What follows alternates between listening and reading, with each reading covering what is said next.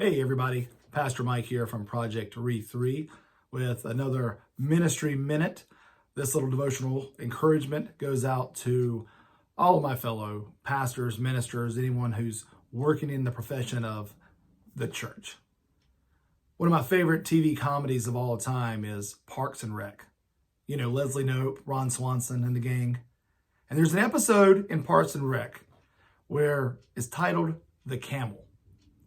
You see, there's a mural in the office there at City Hall that's been defaced. And so what the town manager does is he asks all the various departments to come up with some type of idea to replace the mural. Well, of course, Leslie dives in head first and gets everyone together and has everyone bring their ideas there in the office of what they wanted. So Leslie had her idea and, Andy had his idea and Ann had her idea, Jerry had his idea, and so on. But everybody brought theirs and they couldn't decide on whose was better. So they decided to take a little bit of everyone's and put it together into one mural. And then they brought in an outside person to look at it and tell them what they thought. He looked it over and he said, well, what you have here is a camel. And they looked at it like, what? He said, it's a camel. He said, a camel is a horse designed by a committee. Now that has always stuck out to me, that episode and that phrase. Because doesn't that describe almost every church in America? All of our churches are camels. They're all made up of bits and pieces of various people's ideas who may or may not even go to that church anymore. And instead of having this streamlined horse that's made just to run wild for the Lord, instead it's this camel that just kind of plops along and really doesn't do anything effectively.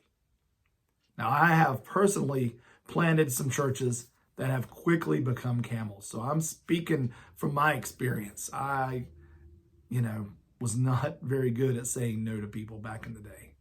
I've also walked into churches where I became the pastor or associate pastor that it was very evident that they were camels and had been camels for a long time. And when you would ask questions, well, why is it this way? You would get the response, well, that's just the way it's always been. Well, that doesn't make it right. Right now, guys, we're in the middle of a pandemic. People are quarantined. Churches cannot meet. And so you're at home, Pastor, Mr. and Mrs. Minister. You're sitting there. You're making videos just like I am. You're reaching out to your congregation. You're doing the best you can. But I want to encourage you to do something right now. I want you to take this time away from church and pray and think about every single aspect of your church. Why do you do what you do? Why is it done that way? How did it even get to that point? If you don't have an answer, odds are others probably won't either. And you might find out that your church is more of a camel than a horse. So why not take this time to change some things? Why not take this time to deconstruct the camel, so to speak, and to ask God, what do you want our church to be? What should it look like? What should we be doing? What do we need to take away? It's like an old pastor told me one time, sacred cows make the best hamburger. Let's get rid of some sacred cows. Let's get rid of these camels that our churches have become. And let's let some wild horses run free. Amen. Thanks.